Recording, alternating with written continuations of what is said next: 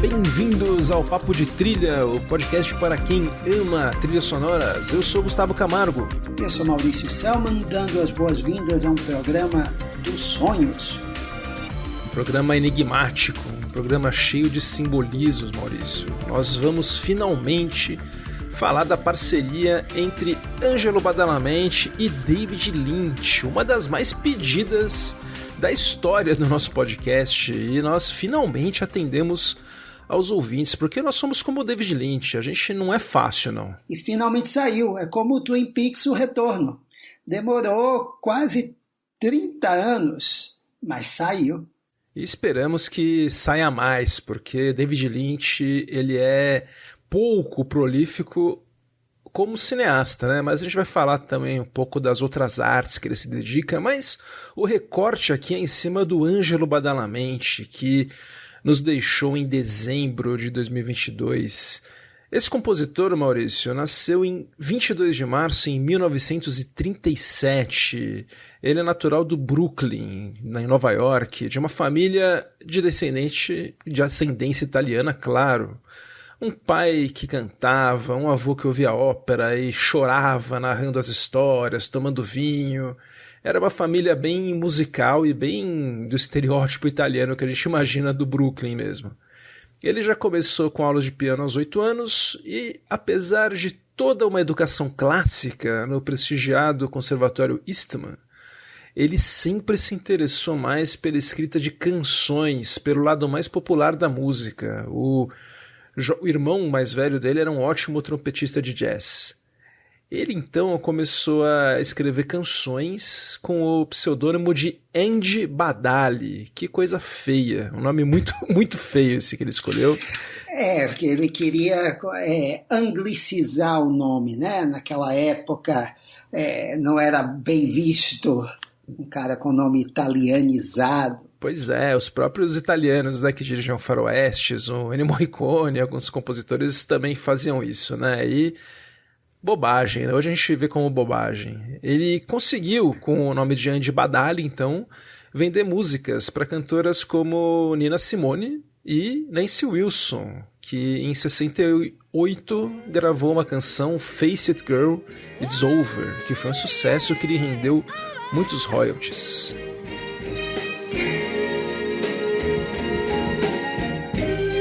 When he glances at his watch and it isn't late, and you try hard to amuse him, but he doesn't concentrate. Just how plainly can he tell you? Does he have to shout out loud? Face it, girl! Face it, girl! Oh, yeah! It's over!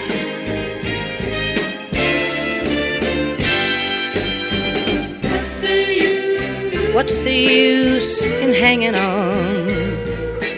While he slowly slips away. Ele é ativo como compositor de canções desde 1962, Maurício.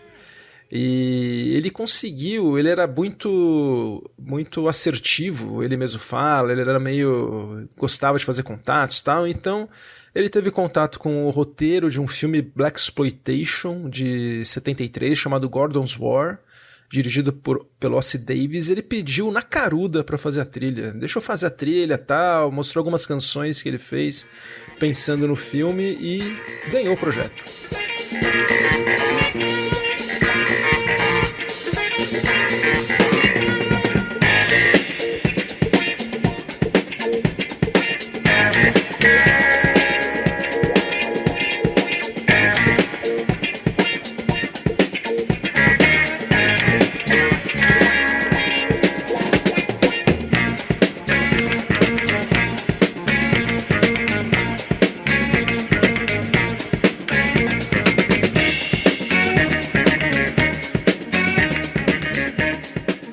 A gente ouviu aqui um trecho típico da trilha do Gordon Zohr, que é típico da época mesmo.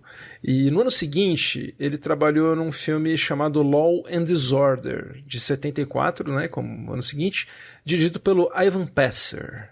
É um policial cômico, estrelado pelo Ernest Borgnine, que foi um grande fracasso. E um dos produtores desse filme, olha, atenção, era o jovem Fred Caruso, que nós vamos ver de novo em breve. O Badalamente não tinha um agente, ele não estava em Hollywood, ele era baseado em Nova York, e entre tentativas de outros filmes que não deram certo e algumas canções, foram 12 anos de dificuldades financeiras. Até ele receber uma chamada às vésperas de completar 50 anos desse jovem produtor Fred Caruso, para ajudar uma atriz numa canção num filme de um diretor bastante conhecido, certo, Maurício? Vamos voltar até o dia 20 de janeiro de 1946, quando David Keith Lynch nasceu em Missoula, Montana, filho de um cientista que trabalhava para o Departamento de Agricultura dos Estados Unidos e uma professora de inglês.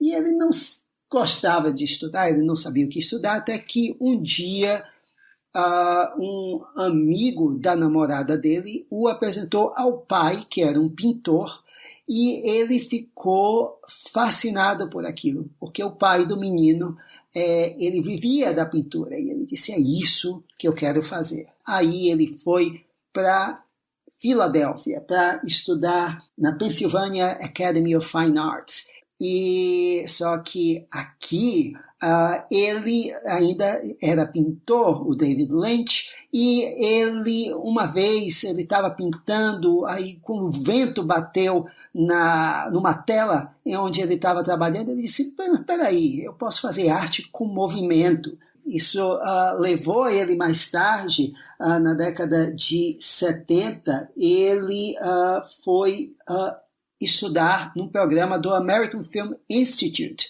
Aí ele foi estudar cinema, e o projeto dele era um filminho que levou anos para ele completar, chamado Eraserhead. Uma experiência surrealista que empolgou um bocado de gente.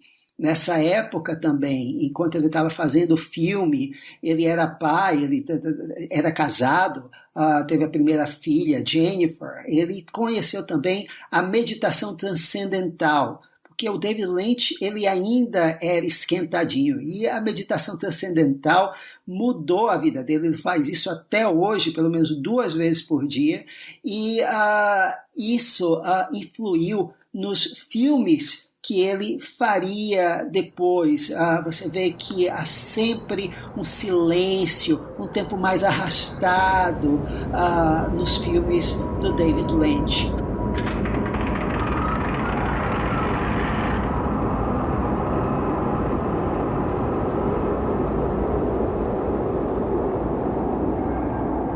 O Lynch, né, ele fez o Eraserhead, que já era um pesadelo todo surrealista e que tinha música original, mas muito pouco, né? O filme seguinte dele foi Homem-Elefante, que ele fez com um produtor muito fácil de lidar, que era o Mel Brooks, que deixou ele com muito controle, e emprestou o compositor dele para o filme, o John Morris, e que fez uma senhora trilha, né, Maurício? Uma trilha fantástica, e esqueci desse filme, pelo qual ele foi indicado ao Oscar, né? Ele foi indicado a 2, né? Pelo roteiro e pela direção. E o John Morris foi indicado pela trilha, um dos poucos trabalhos dramáticos que esse compositor incrível teve a chance de fazer. Merecia mais. E é um filme do Lynch baseado numa história real. O primeiro, né, que a gente acha isso muito estranho, mas o Lynch aqui ele imprime uma atmosfera de pesadelo em preto e branco que vai permear também seus filmes seguintes em cores. Sim. O filme é um preto e branco incrível, né? E ele depois seguiu pro Duna com o Dino de Laurentiis, que foi um fracasso, né? Na época, não foi bem recebido. Um filme super... Acho que a parte mais lynchiana desse filme é que ele é incompreensível, né? Pra quem não leu o livro. E também é incompreensível porque a edição final não foi feita por ele.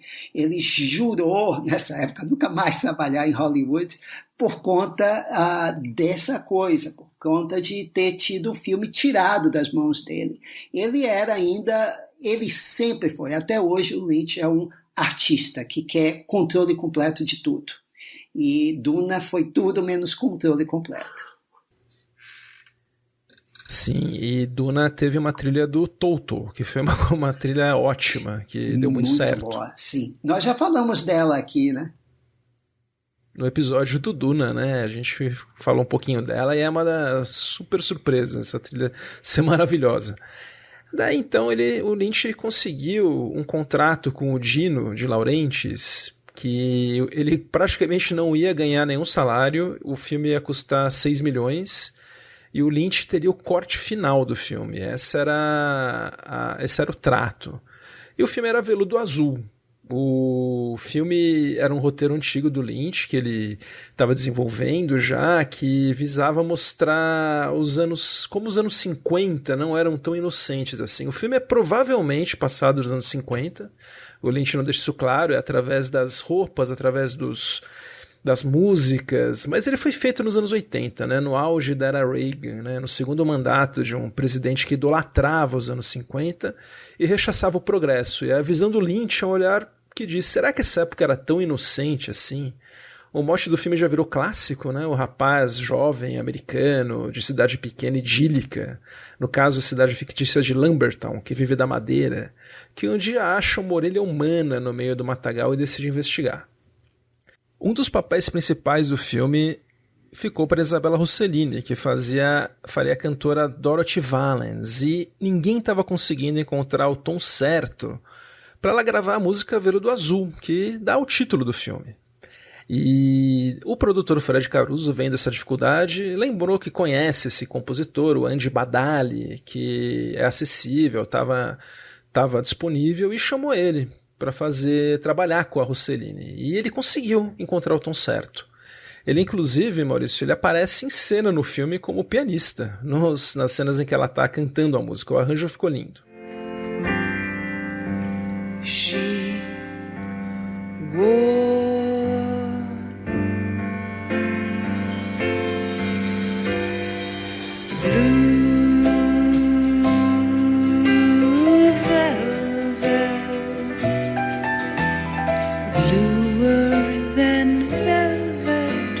the night, softer than satin was the light from the stars. She wore blue velvet, bluer than velvet were her eyes. Daí o Lynch, ele queria uma música, Song of the Sirens, para uma cena específica em que o personagem do Kyle MacLachlan, o Jeffrey, dança com a Laura Dern, a Sally, numa festinha, a Sandy, numa festinha. E o Dino não quis pagar os direitos, e falou, não, faz uma música original aí que é mais barato. Daí o Lynch falou, meio de má vontade, escreveu umas letras aí e pediu pro Andy Badali fazer com que a música soasse como o vento. E, contra todas as expectativas, o cara achou o tom certo e a cantora certa, a Julie Cruz. A canção virou Mysteries of Love. And kiss forever.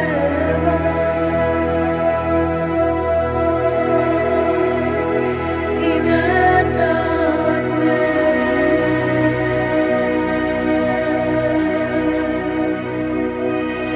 and the mysteries of love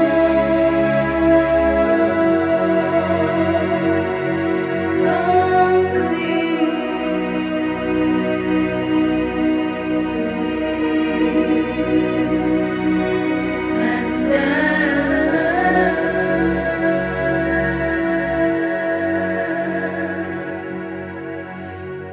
a gente está ouvindo aqui, e o Lynch gostou tanto da canção que acabou chamando ele para fazer a trilha inteira do filme. E ele, assim, era a oportunidade que ele queria. Para a abertura do filme, o Lynch queria usar um trecho da Quinta Sinfonia do compositor russo Dmitri Shostakovich. E ele pediu para o Badalamenti fazer alguma coisa parecida. E ele fez isso.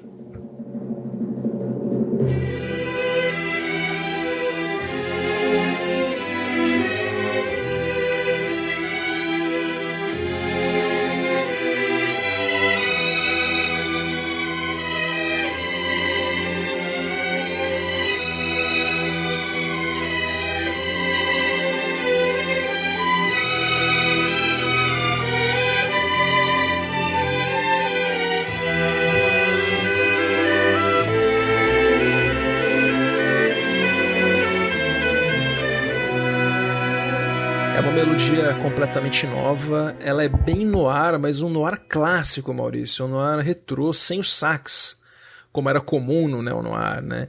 Mas que é uma melodia que tinha um caráter meio malicioso, uma espécie de pista, talvez, para o lado excêntrico e atrevido do personagem do Kyle MacLachlan, o Jeffrey, esse pós-adolescente, adulto jovem que encontra essa orelha num matagal perto da casa dele.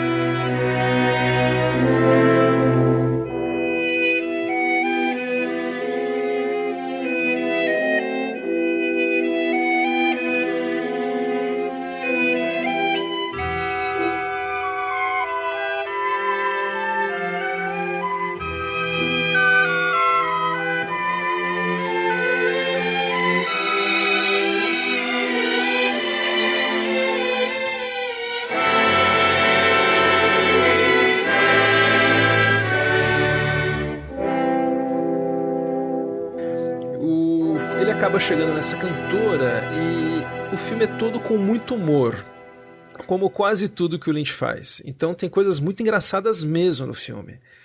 E nós vemos alguns arranjos que lembram o estilo de melodrama do Douglas Sirk. Isso ajuda muito a dar um tom ainda mais retrô pro filme.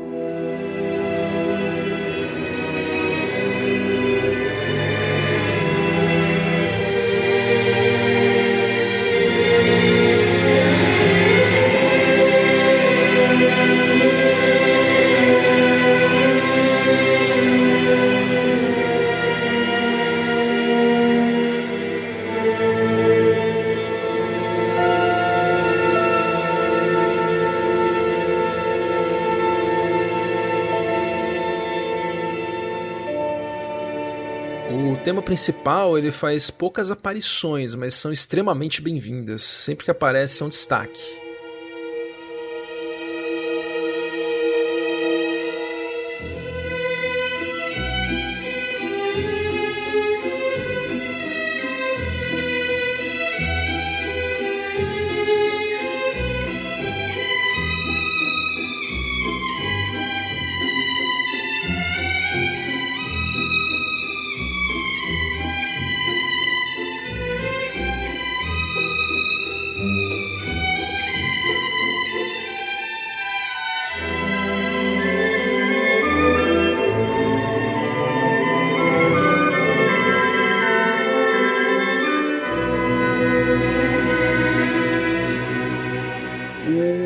O Jeffrey ele acaba entrando na casa dessa cantora que tem a ver com essa orelha decepada, é o marido dela que perdeu a orelha, e ele acaba presenciando a visita de um gangster, um bandido terrível, vivido pelo Dennis Hopper. Um cara assim, completamente ameaçador, fora da casinha, um personagem inesquecível. E o Frank é tão bizarro que ele poderia ser engraçado, e a cena ela é filmada de um jeito que parece um filme de terror, e a música do Badalamenti é para não deixar nenhuma dúvida do quão abominável é o ato de estupro. É uma música de puro choque e terror.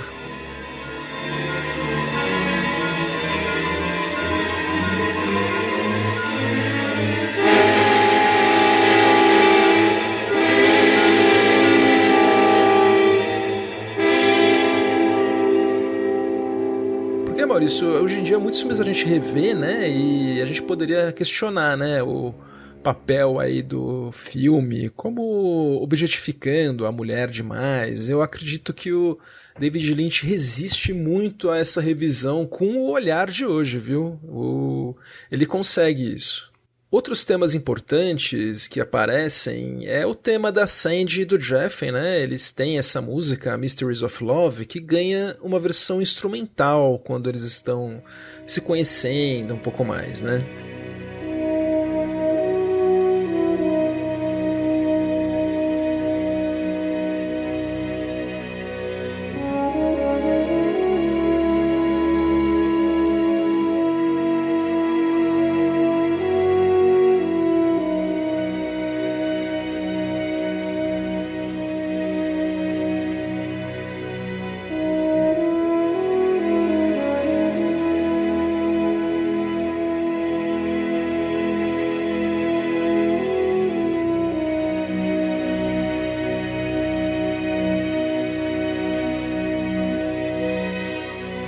Essa música aparece em várias versões, com letras apenas na cena que a gente falou, que eles dançam na festinha. A cantora dessa música, né, a Julie Cruz, seria uma parceira recorrente deles, né? E quando o Andy Badali estava querendo colocar o nome dele nos créditos, ele acabou vendo os nomes belíssimos, segundo ele, Rossellini, De Laurentiis nos créditos, e falou, eu vou assinar com o meu nome mesmo. E ele começou a assinar então com o belíssimo nome Ângelo Badalamenti. E a partir daí, aos 49 anos, a sua carreira floresceu mesmo. O filme foi encarado como um retorno à forma do David Lynch, né, após Duna. Começou dividindo a crítica, depois começou a ganhar prêmios, acabou sendo um filme consagrado com uma indicação ao Oscar de direção. E acabou pavimentando aí a pista para essa relação tão frutífera que estava só começando. No filme seguinte, na verdade, ele pode ser encarado até como uma paródia de Veludo Azul, porque é uma comédia. A gente pode dizer que o filme é o filho do Raising Arizona, dos irmãos Coen, e o pai do Pulp Fiction. Eu estou falando de Coração Selvagem, Wild at Heart.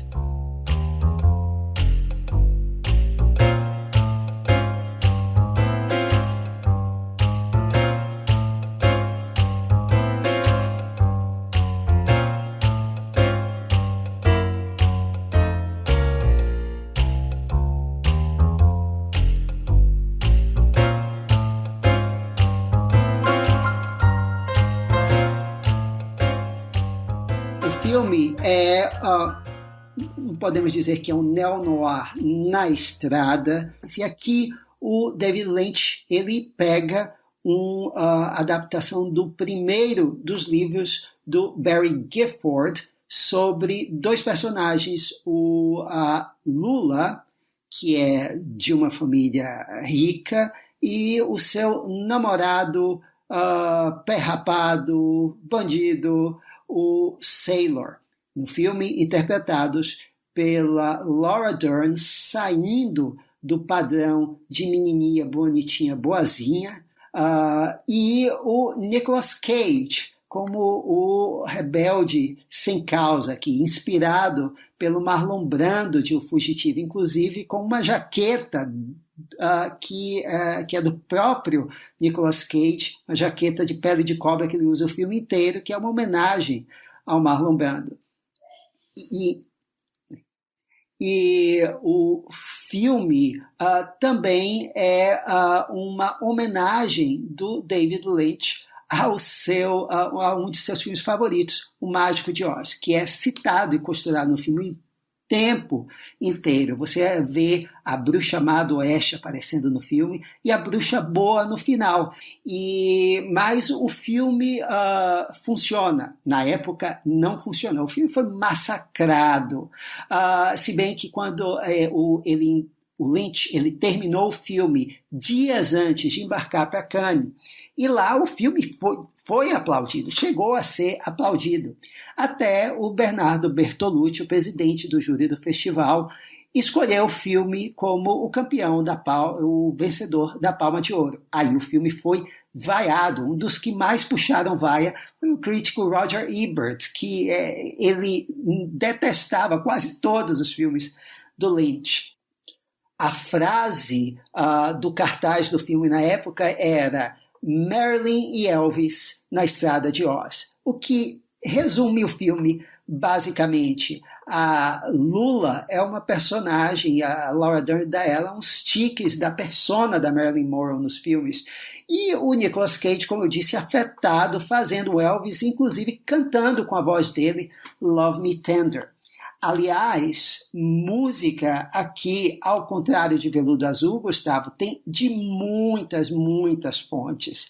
Aqui é um esquema meio que Fabelmans, que a gente falou, que o compositor, de fato, do filme, Badalamenti, ele é só uma das engrenagens. Quando o filme começa, o que você ouve, na verdade, não é, apesar de ser uma música sinfônica, não é uma composição original do Badalamenti.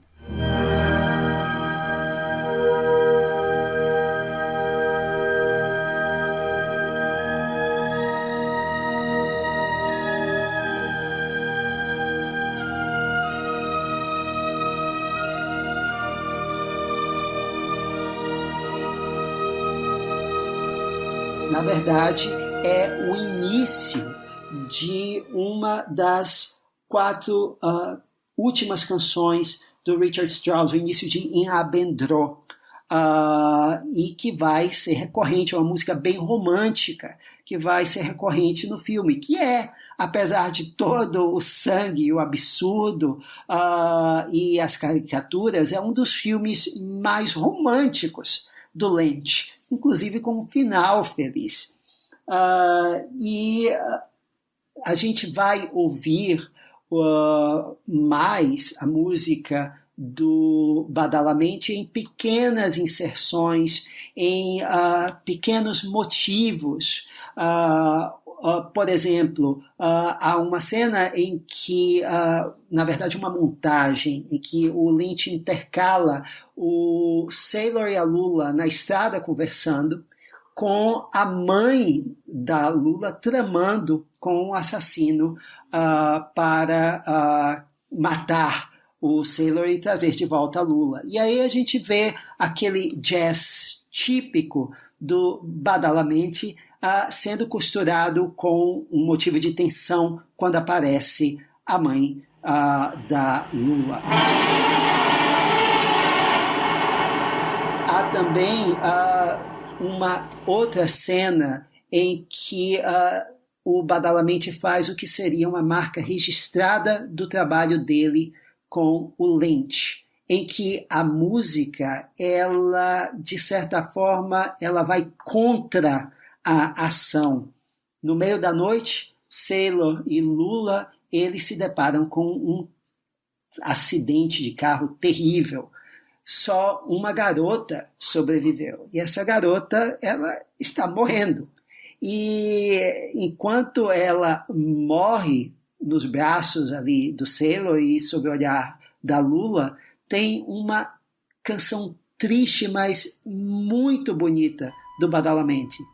Essa música, o Lynch, ele disse que queria fazer essa cena com a Sherilyn Fenn, com quem ele já havia trabalhado, porque ele já havia filmado Twin Peaks, que era a Audrey Horne de Twin Peaks. Ele disse que era como se fosse a morte de uma boneca de porcelana, que ela parecia uma boneca de porcelana. E é uma música para uma boneca de porcelana. É muito bonita e melancólica no filme e já marca, né, uma característica aqui do Badalamenti.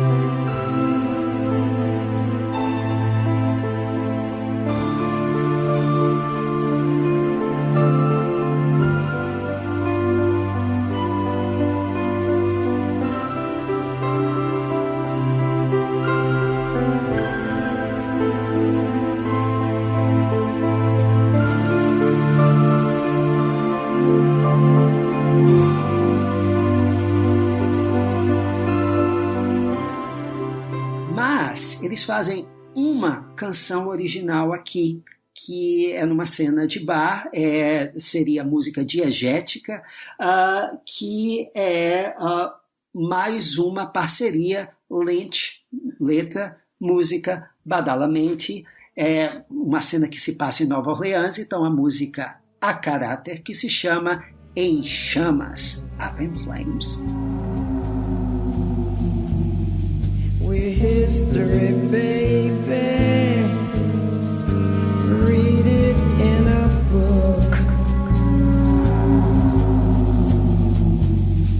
It ended in the fire that started with a look.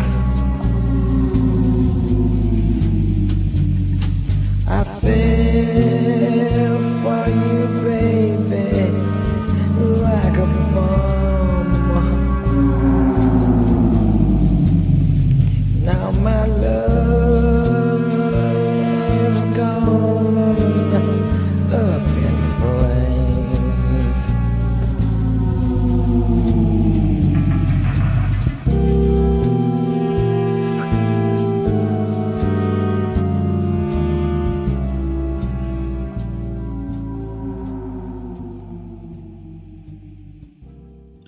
Mas a gente lembra mais do Badalamenti nesse filme pela composição que ele faz para o clímax do filme. Após encontrar a fada de Oz, o Sailor resolve que ele tem que terminar com a Lula. Esse é um final diferente do livro do Gifford, mas o autor do livro ele deu a bênção para a Lynch fazer esse final feliz. E essa maravilhosa cena, ela é embalada por uma composição lindíssima do Badalamenti, e que no final ela vai se costurar perfeitamente à interpretação do Nicolas Cage para Love Me Tender.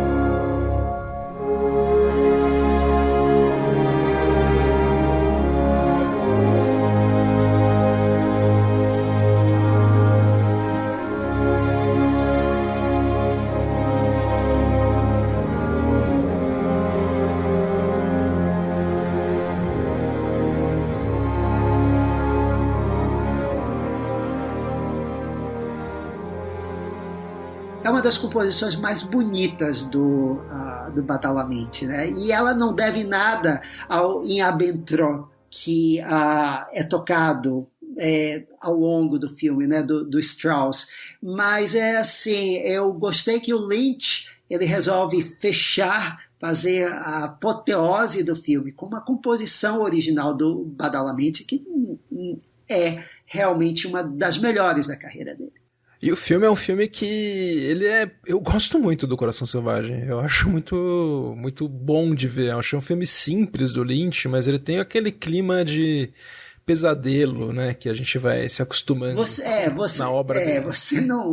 Você não sabe para onde o filme vai. Ele transforma coisas do gênero que são recorrentes em coisas absolutamente estranhas, nem que seja a peruca loura da Isabella Rossellini, por exemplo. E a Diane Ladd, esquisitíssima nesse filme também. Indicada ao Oscar pelo esquisitismo dela. Maravilhosa. E essa galeria de personagens que já aparece aí no Coração Selvagem já aparece no projeto que o Lynch estava fazendo antes do Coração Selvagem, mas foi lançado depois, né? É o Twin Peaks, esse imenso sucesso de público e crítica do Lynch. Acho que é o único grande sucesso de público da carreira do Lynch. Ele sempre teve algum respaldo da crítica, ou às vezes nem isso, né? Mas aí no Twin Peaks ele foi aclamado por crítica e público. Foi o auge da popularidade dele Sempre.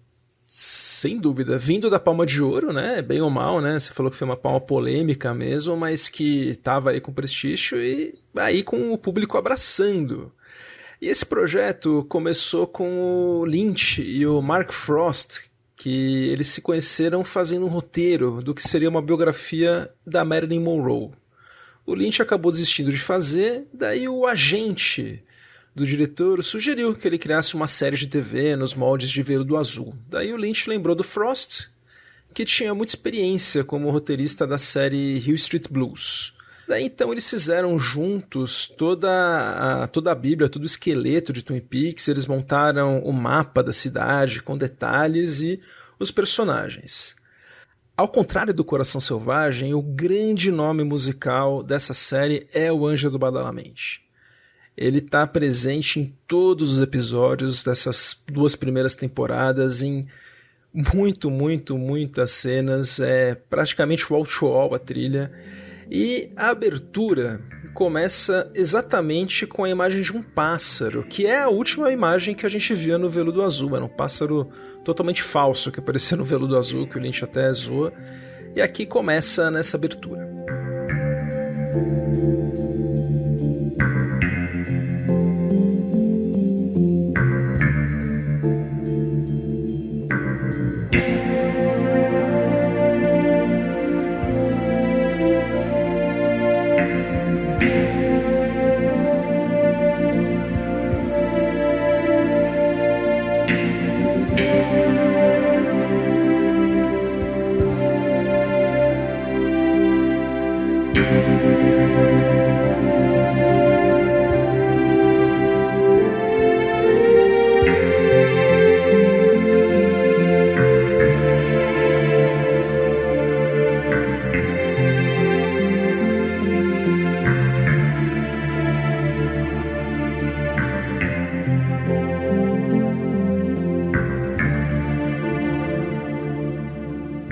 O tema que a gente está ouvindo é uma versão instrumental da canção Falling, que foi composta em 89 para o álbum Floating into the Night, que tinha letras do Lynch para a cantora Julie Cruz.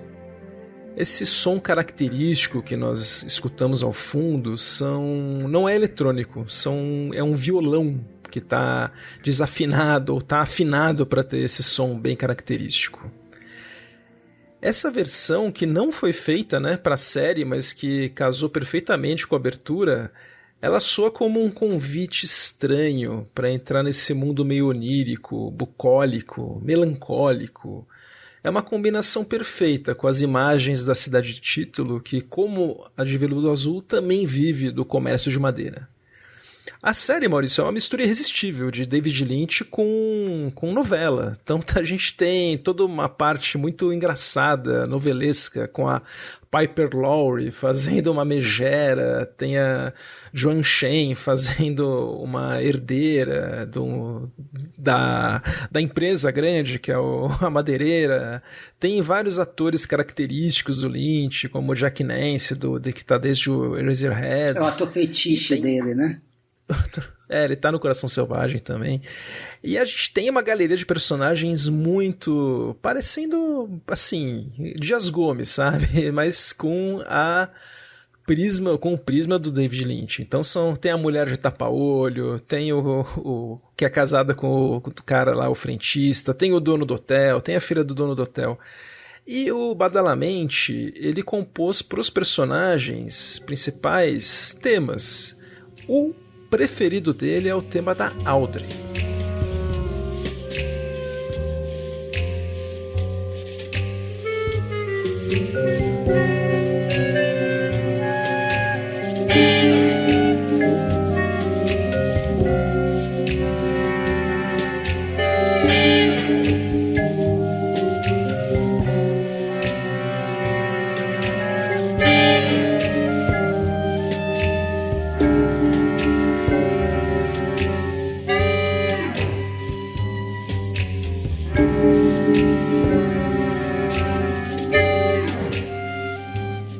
Essa personagem, vivida pela Charin Fane, é a preferida do Badalamenti, que achava achava a personagem incrivelmente sexy, adorava vê-la dançando esse tema meio jazzístico abstrato que ele fez pra ela. É uma música também meio sonhadora, mas que tem um fundo meio dark, meio malicioso, como a personagem da Audrey. O mistério do filme, todo o mote, é o assassinato da Laura Palmer, né? Como a Jeanette Claire já ensinou, como o Gilberto Braga ensinou, esse aí não tem erro, a audiência adora. E o agente que vem investigar esse assassinato é o agente Cooper, que é vivido pelo Kyle MacLachlan, de novo, né? Do Veludo Azul e do Duna. E é um personagem maravilhoso, porque geralmente o agente do FBI que chega costuma ser um cara carrancudo, grosseiro. Ele não, ele adora a cidade, ele gosta de viver a cidade, a parte típica, a comida, ele é simpático com os moradores, ele tem uma dedução nível Sherlock Holmes. E ele fala muito de meditação, ele fala muitas coisas que o Lynch falava. Então, toda essa parte do agente Cooper, esse detetive extremamente simpático que encontra o Watson, né, no papel do xerife local, né, que é o xerife Truman, ele foi feito pelo Lynch. O Frost ficou mais com essa parte que eu falei da Piper Laurie, das intrigas aí da parte mais novelesca da cidade. E o Badalamente, o tema principal da série que ele fez, né, contando que o tema principal não foi feito para a série, é o tema da Laura Palmer. E esse tema tem vídeos do Badalamente explicando como ele chegou nesse tema. O Lynch foi explicando para ele a ambientação da série, aquelas árvores, aqueles pinheiros Douglas que o agente Cooper tanto gosta, com uma névoa, e que aos pouquinhos ia chegando uma personagem feminina. Então o Badalamente foi compondo na improvisação.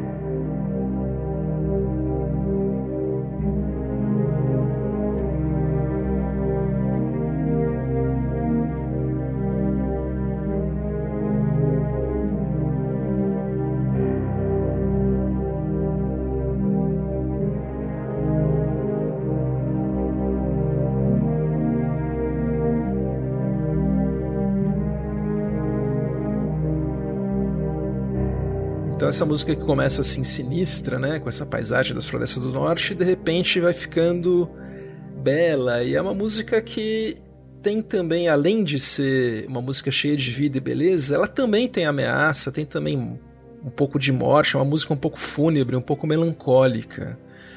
O arranjo que o Badalamenti fez de improvisação, o Lynch pediu para ele não mexer, e essa a música assinatura da série, fechava todos os episódios e aparecia bastante, o tema de Laura Palmer.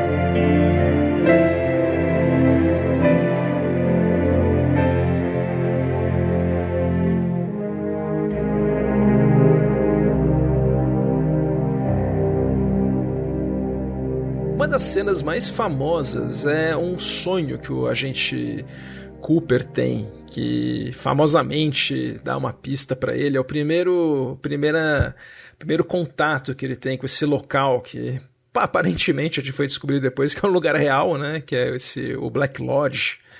E lá ele encontra esse personagem que é o Homem dos Sonhos, que fala ao contrário, que fala com um jeito muito característico, e o Lynch pediu que fosse o mais ritmado dos temas que eles já haviam feito, esse tema para a dança do Homem dos Sonhos.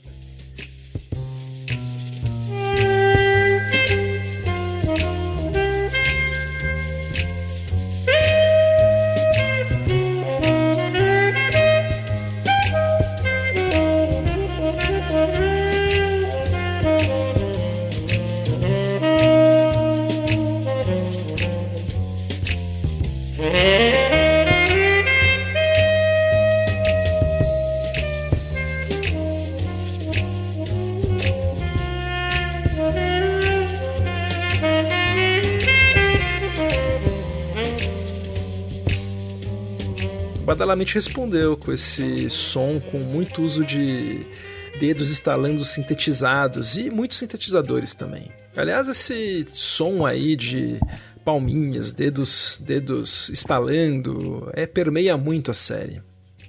Uma das coisas mais, assim, elegantes da série, mais inusitadas, é que tem um restaurante, uma balada à noite, a única balada da cidade, que é o Roadhouse. E que é um lugar extremamente... Se você viu aquele filme Os Irmãos Cara de Pau, seria aquele bar que as pessoas tacariam garrafas e os cantores teriam que ter grades na frente, né? É um lugar totalmente redneck, assim. Só que, para surpresa de todos, né, inclusive da gente, lá é um local que tem a Julie Cruz, essa cantora indie, se apresentando, cantando músicas lindíssimas, com letras do David Lynch, como The Nightingale, o Rochinol.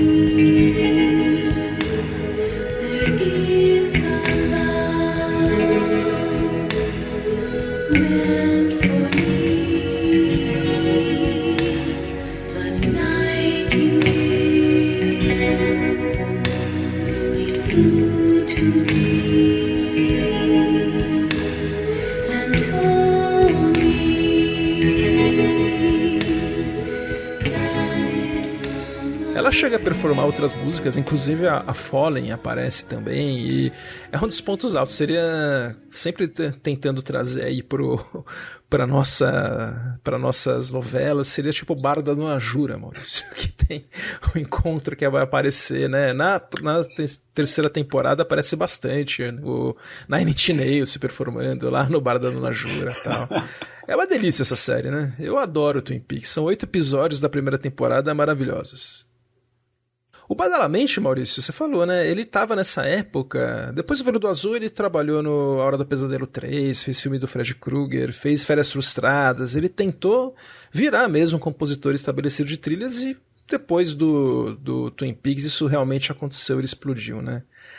A série, a segunda temporada caiu muito, né? O Lynch estava menos envolvido, já estava preparando o Firewalk With Me, que acabou levando a série para outro lado, mas o Badalamenti, a música dele permaneceu, né? A gente sabe que quem matou a Laura Palmer é o espírito Bob, que é um ser que possuiu o pai dela, uma coisa super pesada, e o Lynch se apaixonou pela atriz, pela Sheryl Lee, como uma musa mesmo, ele achou ela incrível como Laura Palmer. Ela não apareceria no Twin Peaks, seria só o cadáver, mas ele gostou tanto dela que ele criou cenas de vídeos que ela aparece, ele queria que ela aparecesse mais, criou até uma personagem, uma prima, que é uma sósia dela, né? Que inclusive na série, na novela dentro do Twin Peaks é muito satirizado isso. É uma delícia essa série, vale muito a pena ver.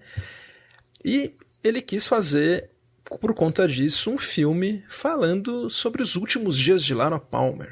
Todo mundo, depois que a série foi cancelada com um cliffhanger, né, um gancho, um mega gancho do agente Cooper possuído ele próprio pelo Bob, a série foi cancelada. Mas também a audiência já não estava mais a mesma por conta já do mistério ter sido resolvido. E todo mundo imaginava que o Lynch então vai fazer um filme que ele vai fechar a série, mas ele resolveu ir por um outro caminho e fazer, eu odeio essa palavra, mas fazer uma prequela. Ok, e fazer um filme em que mostra tudo aquilo que foi investigado na série, tudo aquilo que levou até o dia em que começa a série, ou seja, com Laura Palmer morta sendo encontrada. Twin Peaks, Firewalk With Me, ou Os Últimos Dias de Laura Palmer, de 1992.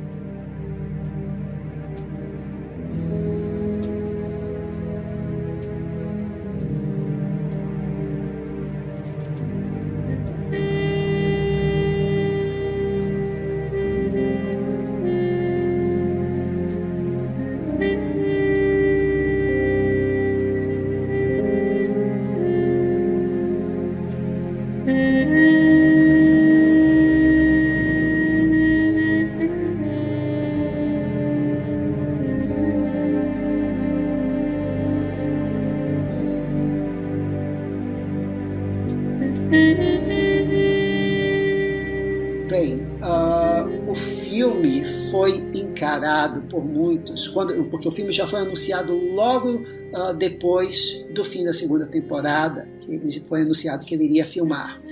Mas todo mundo já estava meio que de má vontade com o David Lynch. Ele já não estava mais no auge da primeira temporada de Twin Peaks de popularidade. A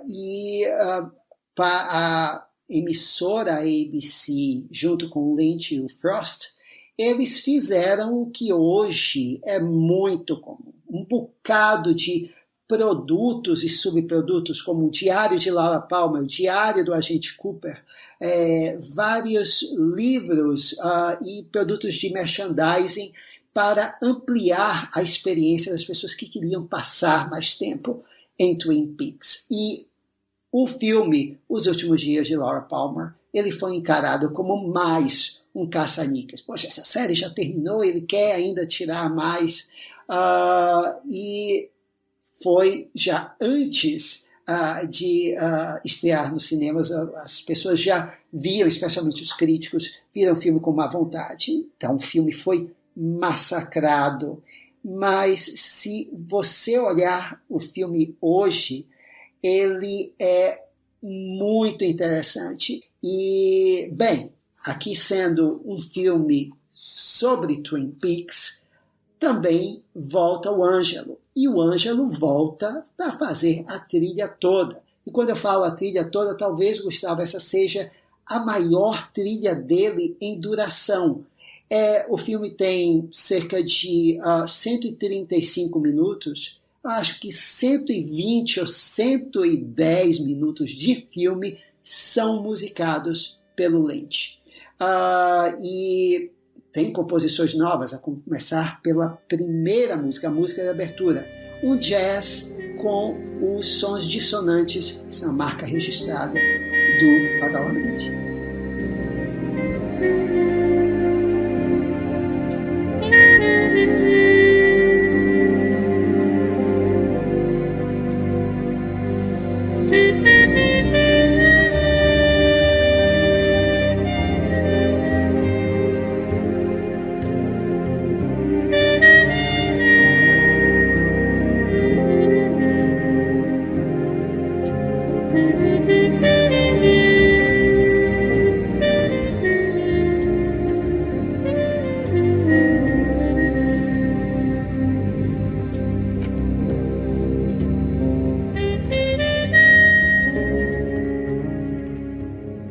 E é um jazz meio sombrio, meio ameaçador, mais suave, e que é interrompido, porque a gente vai vendo os créditos, no fundo tem uma televisão com a estática lá na televisão e os créditos aparecendo em cima. E todo esse clima assim, meio sedutor, meio ameaçador, é quebrado por um machado atingindo a TV e um grito de mulher. E aí a tela escurece. É o jeito dele falar que esquece a série, né? Vai ser um filme. É uma experiência, é um filme de terror dirigido por David Lynch, inclusive com sustos. E a trilha do Badalamenti, ela responde à altura. O Badalamenti fez questão de frisar aqui que ele usou o baixo. Ele escolheu o baixo porque dava para ele fazer mais efeitos dissonantes com ele e dar esse aspecto de alguma coisa mórbida vai acontecer. E quando finalmente a ação avança para um ano depois, aí a gente tem aqueles temas de Twin Peaks tocados em sucessão, a começar do tema principal.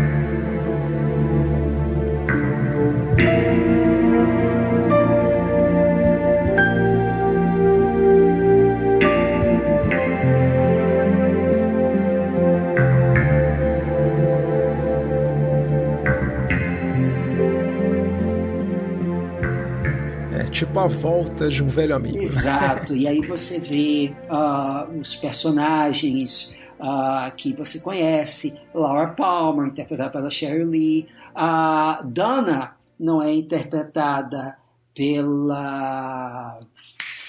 Lara Flynn Boyle. Obrigado. Já esquecemos dela. Mas sim pela Moira Kelly. Eu acho, Gustavo, que ficou bem melhor. Ruim, né? Você faltar e não fazer falta. Mas eu disse no início que o Lynch fez um filme muito mais para quem não conhecia a série do que para quem conhecia, que naquela época era impossível, todo mundo conhecia a série, porque os personagens que não são essenciais à trama, eles simplesmente foram cortados. E olha, Gustavo, o Lynch filmou horas de cenas que não foram ao ar, versões alternativas de cenas que continham personagens como a Nadine, a mulher ciumenta do cara que namorava a dona do café. Os pais da Dana aparecem em cenas alternativas que foram todas limadas, porque esses personagens só aparecem para o espectador da série estilo universo Marvel de cinema, né? Dizer, olha, um boneco tal apareceu. Mas o Lynch, ele resolve limar tudo isso, e o que a gente tem é a história da Laura Palmer um ano depois. O agente Cooper já apareceu aqui, ele já teve visões com a Laura Palmer, mas ele não sabe quem ela é. Ele viu a Laura Palmer ali no salão vermelho, né? Mas ele não sabe ainda quem ela é. E aí corta, e aí nós temos a história da pobre Laura Palmer, a inocente Laura Palmer que se entrega ao sexo, à devassidão, é maltratada pelo pai, possuída por um espírito maligno que a persegue e acaba morta no final. E tudo isso é mostrado graficamente.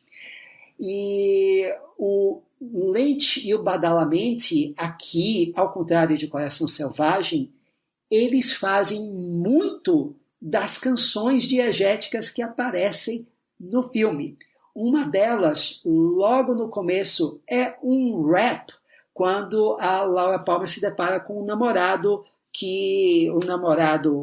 rebelde, mau rapaz, o Bob. E aí nós ouvimos um rap, Gustavo, e escuta a voz nesse rap. And I'm trying not to smile, 'cause the street is where I'm going and the curb is at the side, by the sewer, where the rain goes down. Like this girl I once knew, 'cause the sewer is so hollow, and they yell! Couldn't last forever. Like the night my girl went away, gone off in a world filled with stuff. Lights start changing and there's wires in the air and the asphalt. É um rap pancadão, né? E a voz é do próprio Badalamenti. Você espera que é um cantor, que é um rapper profissional, mas é o Badalamenti que o Lynch, inclusive, ele ouviu, ele estava lá na sessão em que o Badalamenti se soltou, se entusiasmou, começou a gritar, entrou no personagem mesmo, e diz o Badalamenti que o Lynch gargalhou tanto que acabou ficando com uma hérnia e teve que passar alguns dias de molho, porque teve que parar no hospital de tanto gargalhar. Mas o rap funciona mesmo.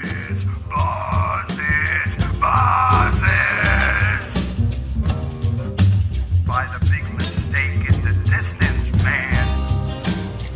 I see myself start to smile. I got a real indication.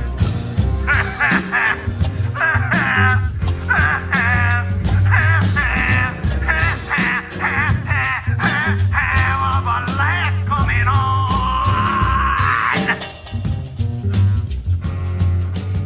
Uma outra música que tem depois no filme, quando um dos personagens novos aparece, que é um garoto com uma máscara branca, que ele também é do outro mundo. Ele sinaliza que algo de mal vai acontecer daqui a pouco com a Laura Palmer. Nós temos uma voz sussurrando, novamente a voz do Badalamenti, sobre nuvens negras. E nós temos também um ruído que o Lynch adora, o ruído de vento, que o Badalamenti, na verdade, ele não criou nenhum sintetizador aqui. De fato, estava entrando no estúdio dele na hora que ele estava gravando, o Lynch estava lá, o microfone captou e ele disse, mantém isso! E aí ficou assim.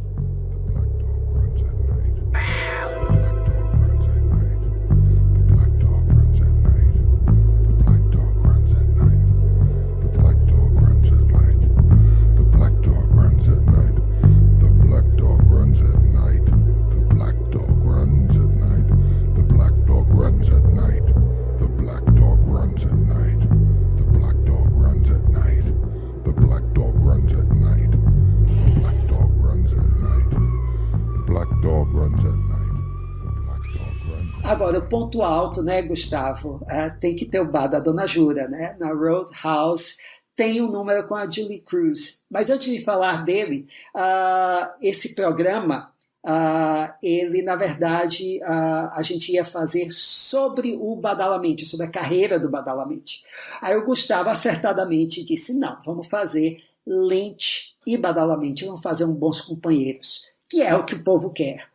Mas, assim, você olhando a carreira do Badalamenti, você vê que ele não...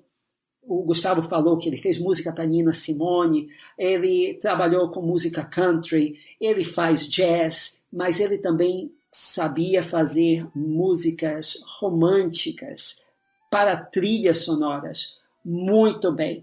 E uma delas é essa composição aqui do filme Cousins, Primos, do Joel Schumacher.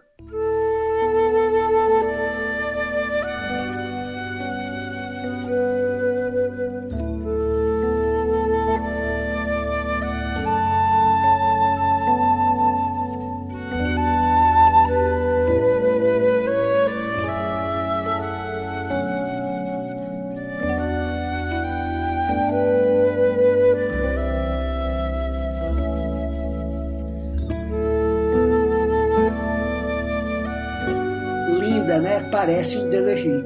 E eu falo isso só para vocês saberem que essa música que a Julie Cruz canta aqui, que eu acho até mais bonita que a Fallen, ela tem o pedigree do Badalamenti.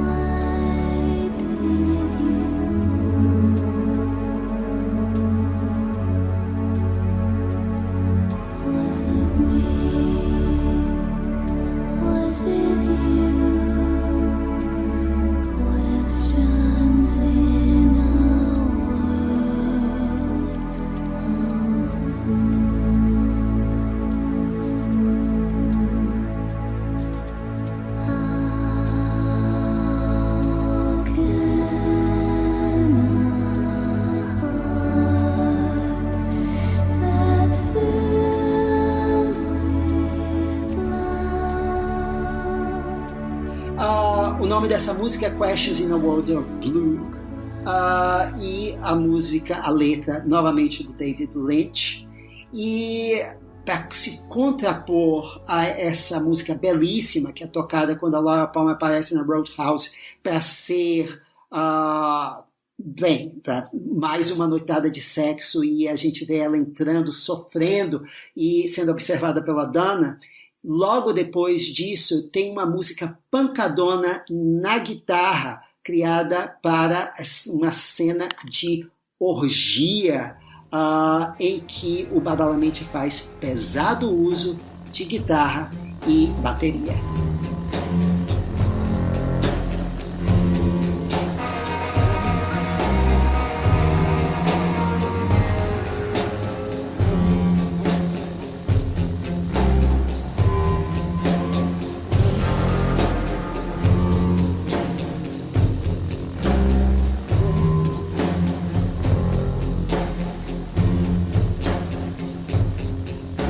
Para finalizar, mais uma nova.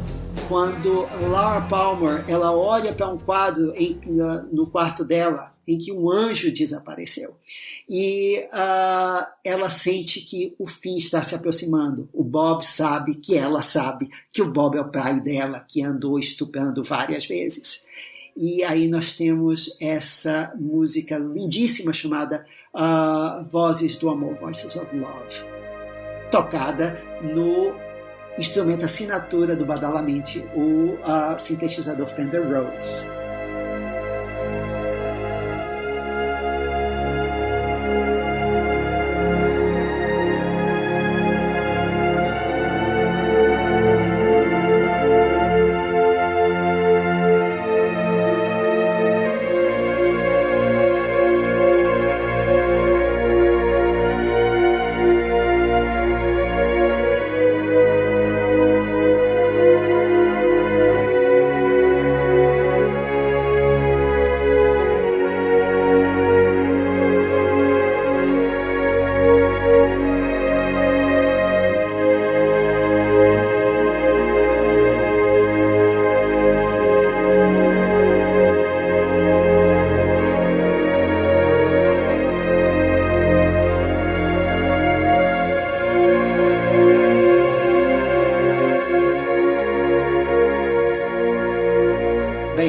Antes de você seguir adiante, só um outro detalhezinho. O Frost e o Lynch, eles fizeram mais uma série juntos chamada On the Air, por essa mesma época. Só que a série foi cancelada, sem que nem o último episódio fosse ao ar.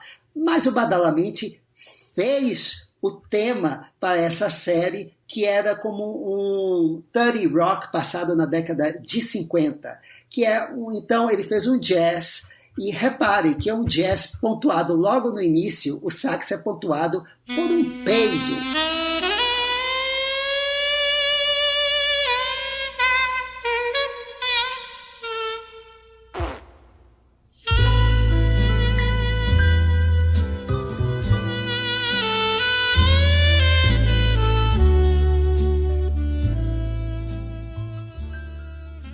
Essa é uma curiosidade, né? Essa série. E 5 anos depois, o Lynch voltou com um filme, dessa vez escrito por ele e pelo autor do livro do Coração Selvagem, do Wild at Heart, o Barry Gifford.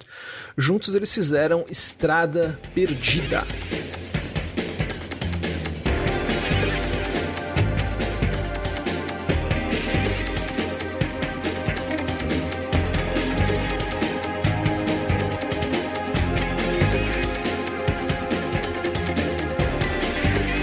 Funny how secrets travel. I start to believe if I were to leave,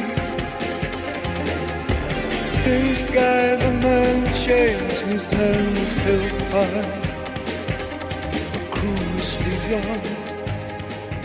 Esse filme, Maurício, é mais tipo a trilha do Wild at Heart. É uma trilha em que o Badalamenti ele é só uma parte da trilha, né? Tanto que o produtor da trilha foi o Trent Reznor.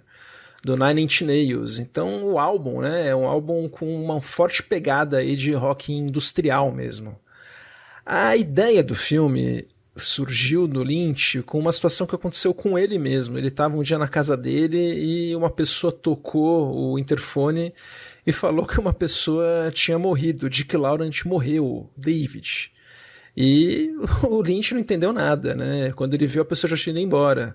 O vizinho dele chamava David, né? Então certamente foi isso que aconteceu. O cara apertou errado, mas o Lynch enxergou nisso o ponto de partida de um filme. E ele escreveu o roteiro com o Gifford bem na época do caso O.J. Simpson. E é uma das raras vezes que o Lynch ele dá informações sobre um filme. Ele gosta de deixar no ar, né? Ele não gosta de explicar. Acho que ele está certíssimo nisso, né? O cinema dele é um cinema para a gente sentir, né? E principalmente a partir agora do Estrada Perdida, isso ia acontecer. O filme já é um enigma, né? Tem uma história muito pouco linear. O assassinato, né, da esposa do O.J. Simpson, então, foi um feminicídio, e esse filme também trata de um feminicídio. A gente tem esse saxofonista que é vivido pelo Bill Pullman, que é um cara meio bobão, é um cara que não consegue, não é interessante, ele é ruim de cama, não, é um cara meio fracassado, assim, que acaba descobrindo que a esposa tem um amante e acaba a assassinando. Na cadeia, ele aparentemente tem um surto e tem uma fuga da realidade. Ele começa a imaginar que ele é um jovem mecânico, que daí é um cara meio sedutor, um cara bom de cama, um cara que seria uma versão dele de um homem bem-sucedido, assim, do cara que ele queria ser. Mas isso é só uma interpretação, né? Não dá pra dizer que é isso, né? O Lynch não deixa nada muito fácil, né? Como vocês já viram no começo, a primeira faixa que a gente ouve é uma música do David Bowie, é a I'm Deranged, feita em 95. So cruise me baby on. And the rain sets in. It's the angel man. I'm deranged.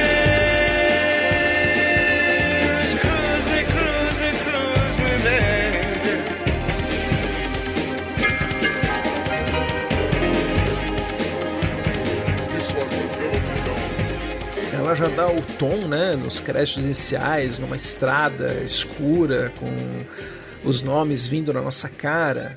E nós vamos vendo a primeira parte do filme, que é essa parte do Bill Pullman, que ele acaba recebendo umas imagens gravadas em vídeo, provavelmente por ele mesmo, né? A gente vai ver depois que tentando descobrir aí esse amante da esposa vivida pela Patricia Arquette. E numa cena em que os dois transam, a gente tem essa faixa que mostra que a relação deles estava longe de ser uma experiência agradável.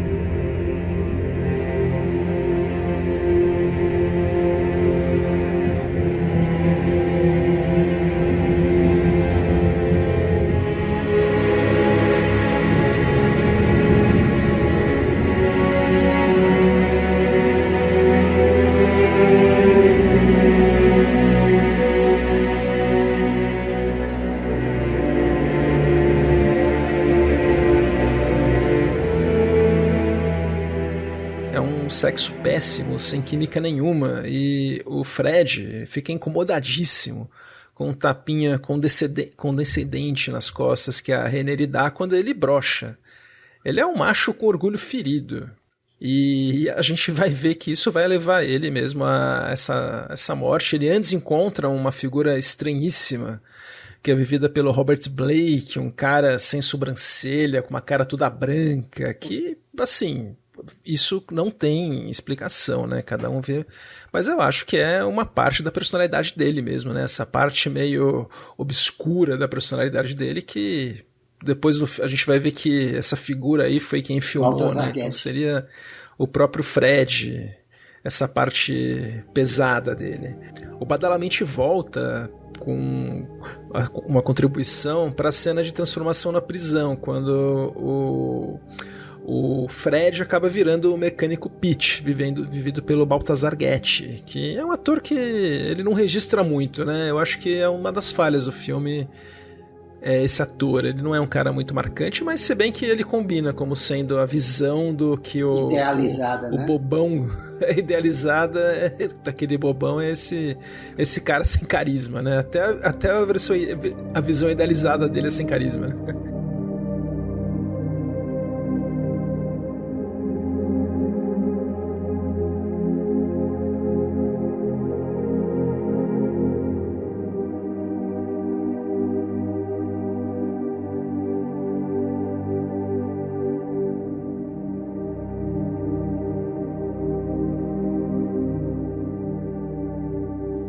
Nós falamos, né, que tem uma contribuição do Trent Reznor, ele produziu o álbum. Nós temos daí nessa parte do filme que seria essa viagem dele, que ele se vê como esse mecânico que tem se envolve com um gangster muito perigoso, que é vivido pelo Robert Loggia. Ele ganhou música, esse gangster, feita pelo músico inglês Barry Adamson.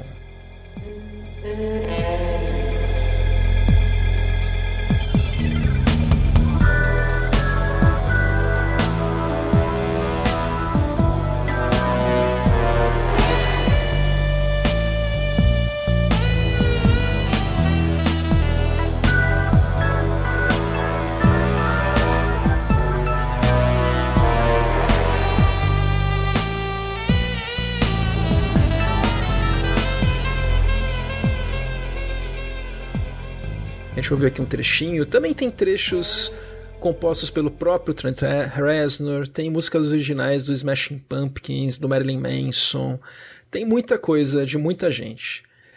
Mas o Badalamente, ele também dá bastante contribuição dele. Então, por exemplo, a gente tem essa faixa aqui, o Red Bat with Teeth, o morcego vermelho com dentes, que começa relaxada, mas à medida que começa a entrar o saxofone, que seria o saxofone do Fred, termina com o Pete, né, essa versão do Fred, tendo uma terrível enxaqueca.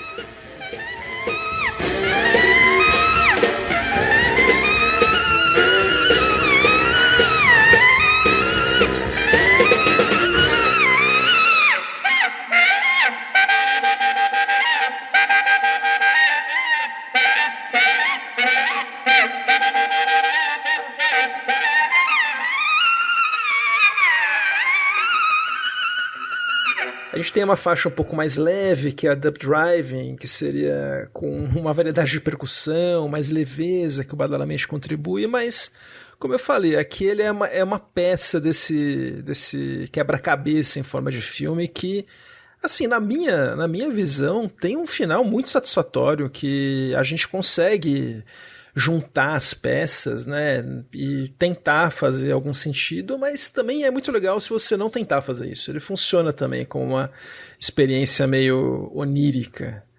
É um filme que vai fluindo muito bem, e ele tem já mais de 2 horas, né? Você falou que o Lynch ele tem essa coisa de deixar as coisas terem o tempo delas, e é um filmaço, é um dos meus preferidos do Lynch. Acabou não sendo um sucesso, nenhum dos filmes do Lynch foi sucesso, nenhum mesmo, né? Só o Twin Peaks que deu audiência, não é um filme, mas é um filme que está sendo sempre, como a maioria dos filmes do Lynch, reavaliado, Maurício Selma. E é um dos mais misteriosos, enigmáticos dele, né? Então, justamente por isso, talvez ele seja um filme que esteja sendo redescoberto agora. Mas o próximo filme dele é um filme que é o completo oposto desse filme. E provavelmente por conta disso, é o filme mais estranho de toda a carreira de David Lynch, porque é um filme Disney dirigido por David Lynch. Uma história simples, a Straight Story, de 1999.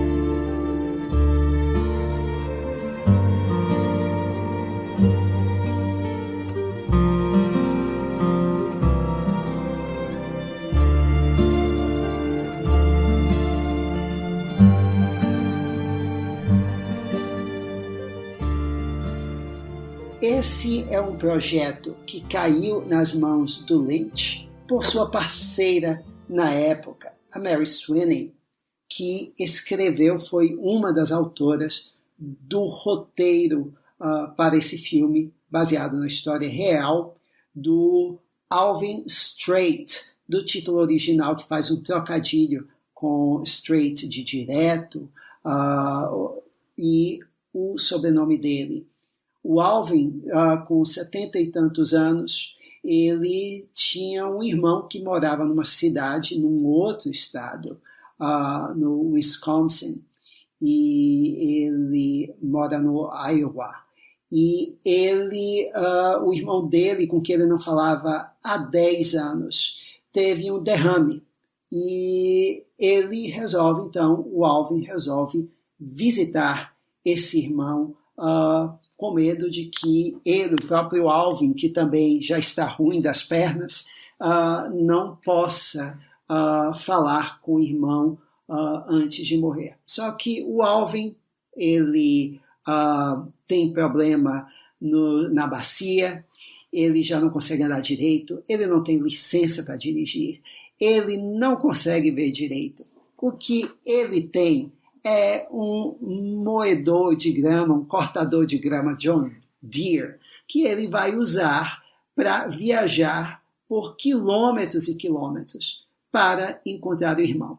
No caminho, ele conhece pessoas de todos os tipos que o ajudam.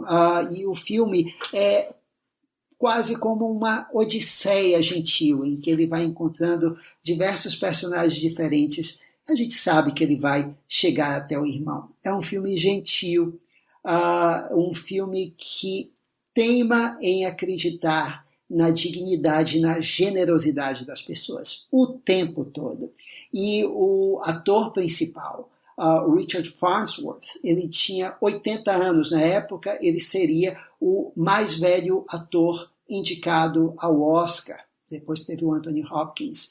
E ele também já estava com problemas de saúde. Ele tinha câncer nos ossos, ele não câncer de medula, né? E ele não podia andar direito. Então ele realmente está fazendo esforço no filme inteiro. Personagem que foi oferecido a gente como Jack Lemmon, James Coburn, nenhum deles quis. Mas o Richard Farnsworth está perfeito, até com trejeitos do próprio Lynch. E a filha dele, que provavelmente ela tem algum tipo de Asperger, ela gagueja no filme, interpretada pela grande Sissy Spacek. E a trilha é toda do Badalamenti. E como o filme se passa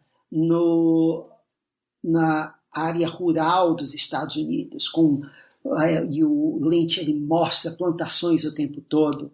Então, essas composições mais sertanejas que o Badalamenti, que já conhecia, que já tinha trabalhado com country, vai honrar. Mas a primeira delas é essa bela composição que você ouve aqui.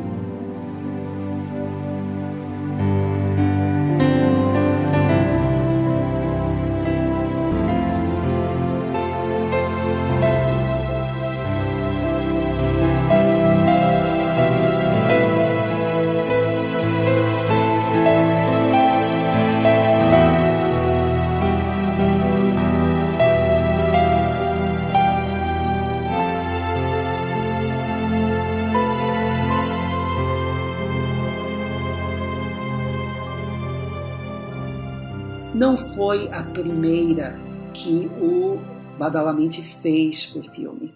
Na verdade, ele trabalhou aqui com cenas, com parte do filme já filmada, e o Lynch mostrou a ele essas cenas.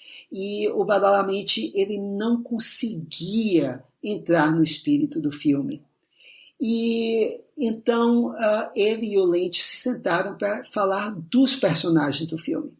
Quando eles começaram a falar sobre a Rose, a filha do Alvin, interpretada pela Sissy Spacek, e como ela era resiliente, sobre a história de vida dela, que ela tinha perdido os filhos por causa de um acidente do qual ela não teve culpa, e os filhos foram tirados dela pelo serviço social. E aí que o Badalamenti começou a sentir a personagem. E essa foi a primeira composição do filme, que a gente ouve justamente quando a Rose está olhando pela janela e ela vê um menino da vizinhança brincando com uma bola. É o tema de Rose e é de cortar o coração.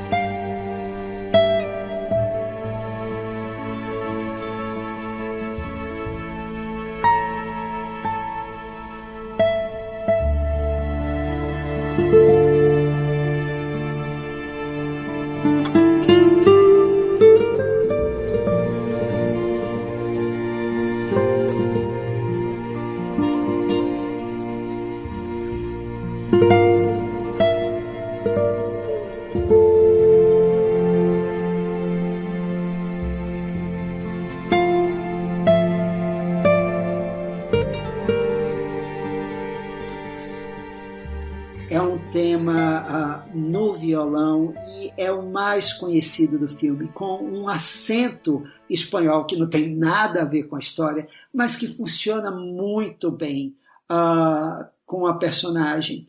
E ele vai ser repetido ao longo do filme. O Lynch, como vários diretores europeus, ele adora repetir música, né? E esse é o tema mais repetido no filme, especialmente ele, apesar de se chamar o tema de Rose e de ele ser introduzido por ela, ele é ligado às várias cenas do filme relacionadas à família, a importância e a força da família no filme, como, por exemplo, quando o Alvin encontra uma garota que ela fugiu de casa, ou no final também, quando ele está chegando perto de encontrar o irmão Lyle.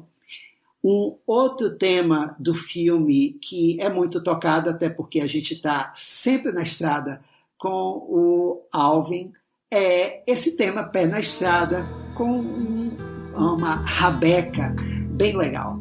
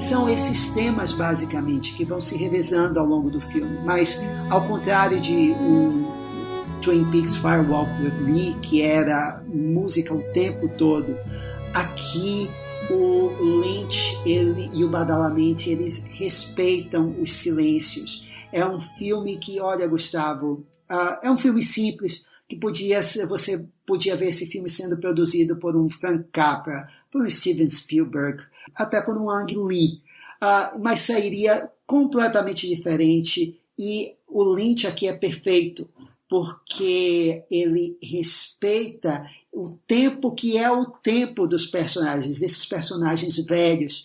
Ele deixa o filme respirar, e as interpretações, os atores, o jeito como ele dirige, tudo realmente você sente, é como se fossem realmente as pessoas reais ali, pessoas de carne e osso, é como se não fossem atores. É o diretor perfeito para esse filme. Mesmo revendo o filme ainda é lindo. E a música do Badalamente aqui, ela realça sem ser uma intrusa no filme.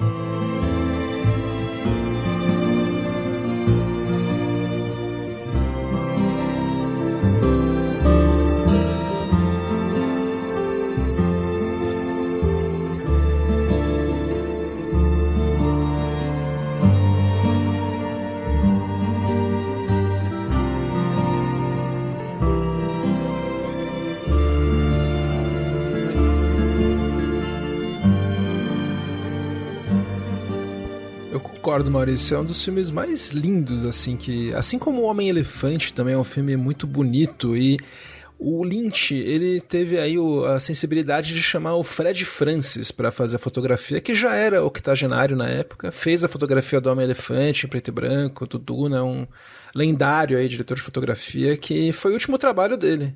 Então é um filme feito também por pessoas mais velhas. Lembrando que o Badalamente foi um late bloomer, né? Ele começou a carreira já com quase 50 anos, né? Estourar, e já estava sessentão aí fazendo essa trilha. Uma outra curiosidade é que esse é o último filme até agora do Lynch que começou o projeto como filme. Porque todos os outros que vieram depois, inclusive esse que você vai falar agora, ou não começaram como filme, ou eram projetos para televisão. Esse, aliás, ia ser um piloto, né, Gustavo? Exato, Maurício. Seria mais um piloto de TV que acabou se tornando o longa-metragem Mulholland Drive, que aqui foi traduzido como Cidade dos Sonhos.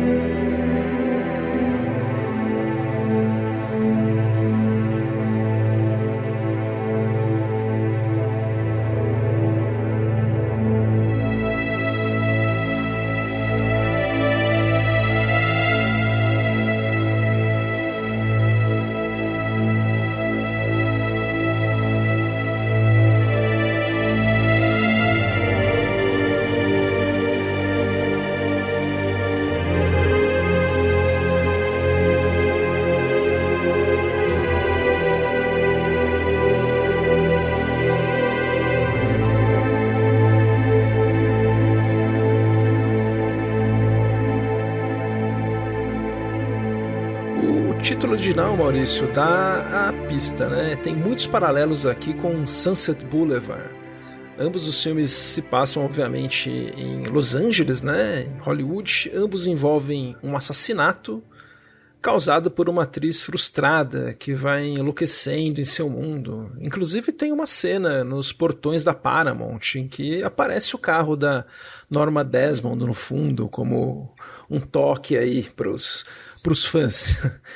O filme, então, como a gente falou, seria um piloto de TV para Touchstone, o outro braço da Disney, né? Talvez o Straight Story tenha sido a conexão aí. Eles viram e não gostaram, Maurício. O Lynch fala que o cara da Touchstone da ABC que assistiu, ele viu o filme de manhã em pé, sem prestar atenção direito, e recusou. Daí o Lynch chegou e falou, bom, tudo que ele plantou, né, que seria desenvolvido na série, ele acabou tendo que criar um fecho para transformar num filme. Então tudo que a gente vê a partir daquele clube musical Silêncio foi o que ele fez depois. Mas vamos chegar lá, né? O filme, ele é um filme que pega aquilo que ele fez com Estrada Perdida e radicaliza um pouco mais. Então, tudo que o História Real tinha de direto, simples, esse tem de rebuscado. E mais importante do que a história aqui é como ela é contada, né? Então aqui o Lynch não faz concessões, viu? Ele deixa o filme fluir como se fosse um sonho mesmo, com as coisas começando e terminando sem muito nexo, personagens que aparecem e desaparecem sem grandes explicações. A gente ouviu aqui o tema principal e o filme tem muita música do Badalamenti de novo. Aqui o Badalamenti, ele criou esse tema musical que ele é meio fascinante, mas também ele é um pouco depressivo. Você vê que as notas são mais descendentes mesmo. Não tem nada a ver com o que a gente pensaria de uma atriz que está tentando aí uma fase ascendente da carreira. O arranjo é um arranjo que tem sintetizador, tem uma base forte, mas entre a melodia e a base tem aquilo que o Maurício falou, tem a dissonância pelo qual o Badalamenti é conhecido. E esse tema ele acaba sendo um tema, além de um pouco pessimista, ele consegue também ser onírico. É muito difícil fazer um tema assim e o Badalamenti conseguiu juntar tudo aí nessa composição que é muito presente no filme.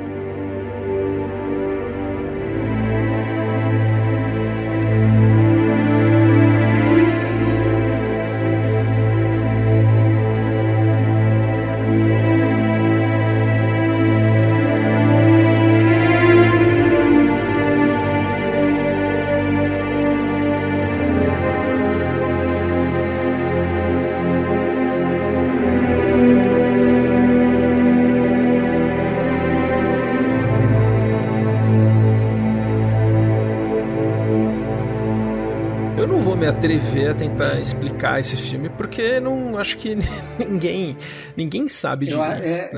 Um dos charmes do filme era assistir com os amigos, depois sair para um bar, um café depois da sessão, para cada um dizer o que foi que entendeu do filme.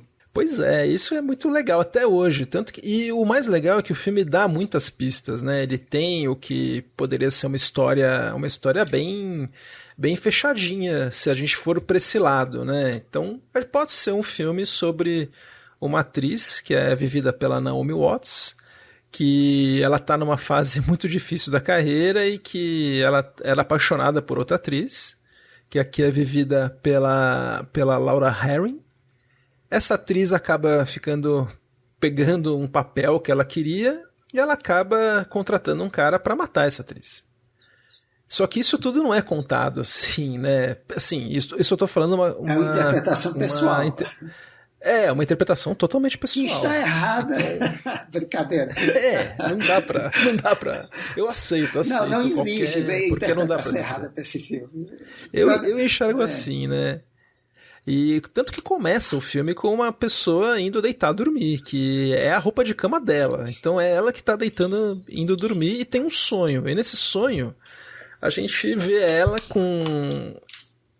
no sonho é uma atriz assim que tá mais bem sucedida, que acaba encontrando essa atriz que, entre aspas, na vida real ela teria tentado matar, que justamente acaba fugindo de um atentado e acabam se apaixonando, e tem muitas coisas, tem muito susto. Tem a velha do susto, a velha do susto.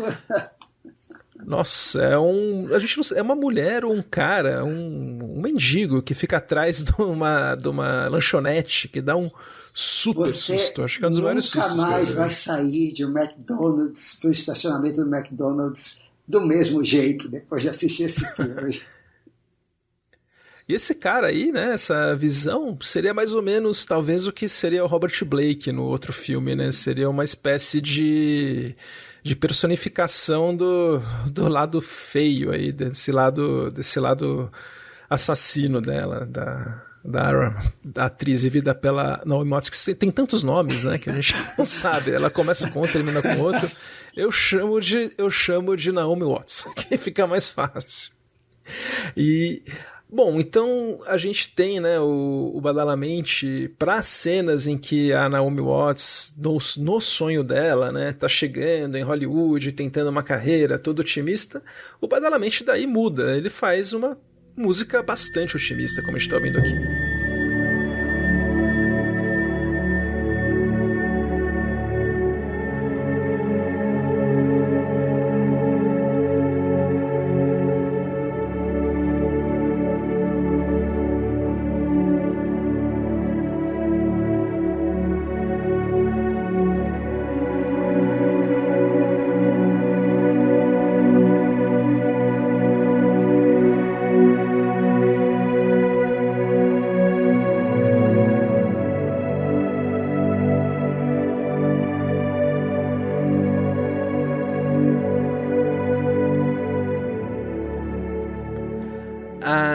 As personagens, né, que o Lynch teve que adiantar aí o final do filme, elas acabam indo para esse clube que chama Silêncio.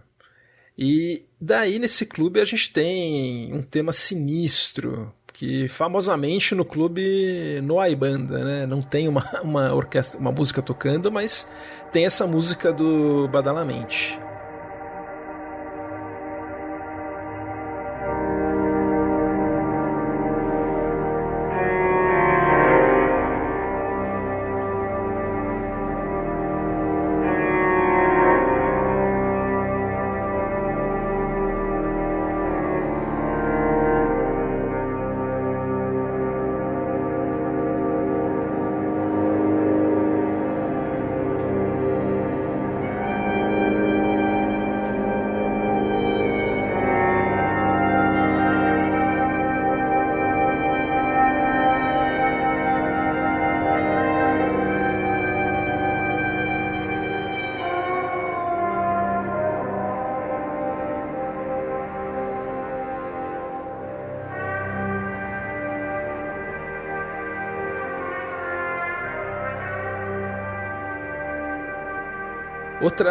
Outro momento aí grande musical aí do filme é o arranjo que o Badalamente fez para a música do Roy Orbison, que aqui ficou chorando, que é cantada de maneira impressionante por uma personagem que aparentemente cai morta.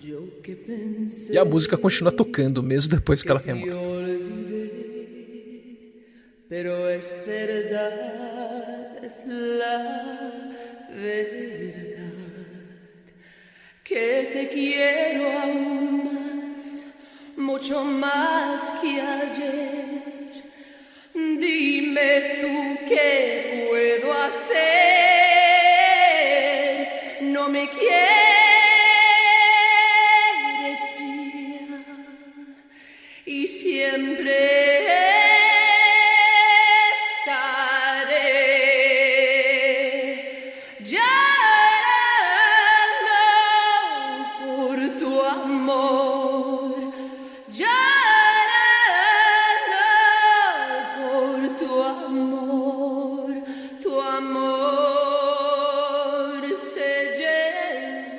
Maurício, tem um diretor de cinema, né, que é vivido pelo Justin Theroux aqui, que é o pivô, né, ele que escolhe, dá o papel para personagem da Laura Harring em vez de dar para Naomi Watts.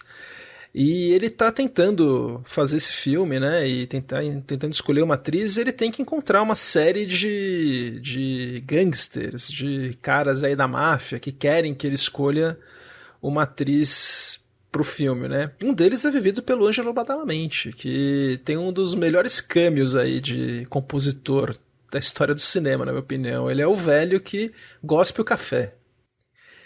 O Badalamenti adora espresso, né? Como todo italiano, e o Lynch falava que ele era muito seletivo com café, então ele criou essa cena aí pro Badalamenti se divertir um pouco em cena, e é um dos destaques do filme. Ele não estava atuando, né? Não, ele estava sendo ele mesmo. E olha, Maurício, por incrível que pareça, o Mulholland Drive é um filme que ele acabou sendo indicado pro Oscar de direção, que é uma coisa, assim, é um prestígio imenso aí do Lynch, né? Porque é um filme que ele, na época, também dividiu muito a opinião, mas acabou crescendo, né? O filme, como a maioria dos filmes dele, chegou a ganhar também o prêmio de direção em Cannes, né? O filme já foi mais bem aclamado do que o Coração Selvagem e do que o Estrada Perdida. Ele foi aceito em Cannes. Os críticos, se você vê a cotação dos críticos, é muito melhor do que quando ele fez Coração Selvagem. E eu, assim, atualmente é o filme do David Lynch que eu mais gosto, mas isso já mudou muito. Já foi Estrada Perdida, já foi Veludo Azul, já foi Homem-Elefante. E até o Inland Empire, quando eu vi, eu gostei muito, mas já é um filme que diminuiu um pouco aí na minha. Inclusive, o próximo filme dele, né, foi em 2005, foi o Inland Empire, mas foi um filme que ele radicalizou geral, né? Daí era um filme que também era um projeto de TV e que ele acabou transformando num longa, né, de quase 3 horas, que ele foi diretor de fotografia, ele nem o Badalamente ele chamou, ele fez aí uma trilha meio de catados do Christoph Penderecki mesmo. Foi um filme mais completamente autoral dele, com a Laura Dern. Tá. E, bom, nesse meio tempo, o Lynch ficou muito ativo na internet, ele fez muitos curtas, ele é um cara muito prolífico, não só, né? Ele não é como cineasta, mas como artista ele é muito ativo, né? Ele até quadrinhos já fez, né? O Cão Mais Nervoso do Mundo, era um quadrinho que ele fazia.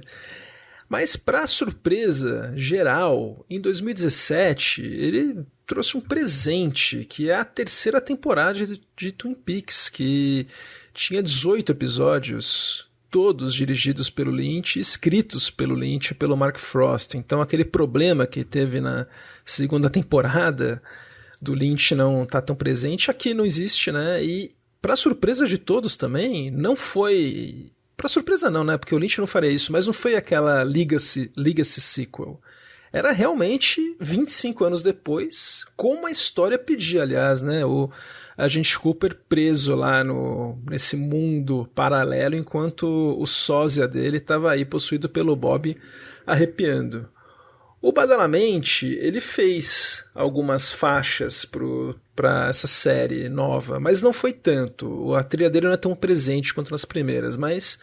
Por exemplo, pro episódio 6, que é aquele estrelado pelo Harry Dean Stanton, que tem um garoto que acaba sendo atropelado, ele fez uma faixa lindíssima, que é The Accident, e que também foi escrita por ele no teclado Fender de improviso, com o David Lynch falando como seria a cena, e acabaram fazendo de novo. É uma faixa linda.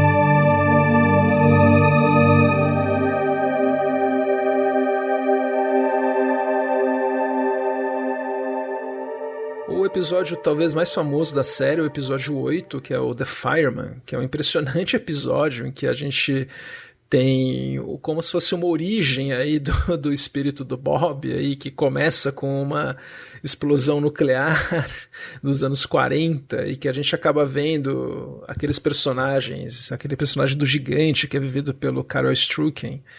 Ele usa muito faixas do Penderecki aqui nesse episódio, que é 10 entre 10, né?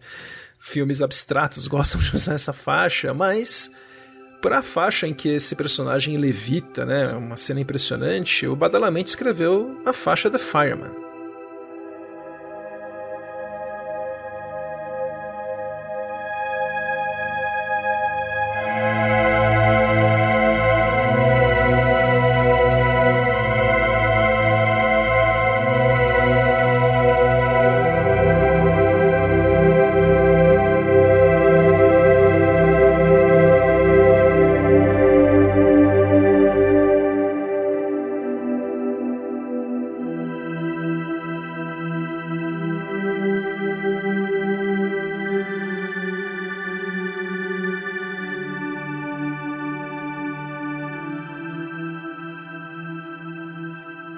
Se encerrando aqui, ele fez uma terceira faixa, que é a faixa The Chair, que é pro episódio 9, que acompanha uma cena em que o Major Briggs, né, que é o pai do Bob, tem uma visão, uma das visões dele se torna realidade, né? A gente não sabe bem se é visão ou se é o futuro que ele tá vendo, mas a faixa The Chair é linda.